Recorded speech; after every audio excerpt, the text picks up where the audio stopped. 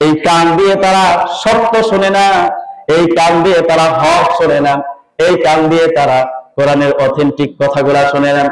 এই কান দিয়ে কর্ণ আছে, কর্ণকোহর আছে, কান আছে, কানের ছিদ্র আছে, সবকিছু থাকবার পরেও তারা এই কান দিয়ে ভালোভাবে অনুধাবন, এই কান দিয়ে ভালোভাবে শুনতে পারে না।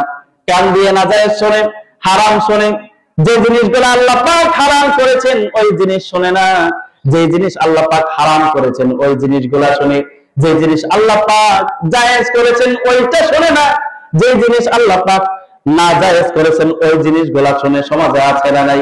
আল্লাহ তাআলা বলেন এই সমস্ত ব্যক্তিদের কোয়ালিফিকেশন তোমাদেরকে বলে দিচ্ছি। আল্লাহ রাব্বুল আলামিন বলেন উলাইকা কাল আনআমি বাল হুম আদাল উলাইকা হুমুল গাফিলুন। তাদের কলব আছে, কলব দিয়ে সত্য যদি অনুধাবন না করতে পারে, চোখ দিয়ে যদি সত্য কিছু অনুধাবন না করতে পারে, দেখতে না পারে, কান দিয়ে যদি তারা সত্য কিছু, কর্ণকোহর দিয়ে যদি সত্য কিছু না ঢুকাতে পারে, হালাল যদি না ঢুকাতে পারে, ওই সমস্ত ব্যক্তিদের উদাহরণ হলো কাল আনআম, তারা হলো চতুষ্পদ জন্তুর মতো। আমাদের বাড়িতে গরু আছে, ছাগল আছে, ভেড়া আছে, বকরি আছে, আছে না নাই?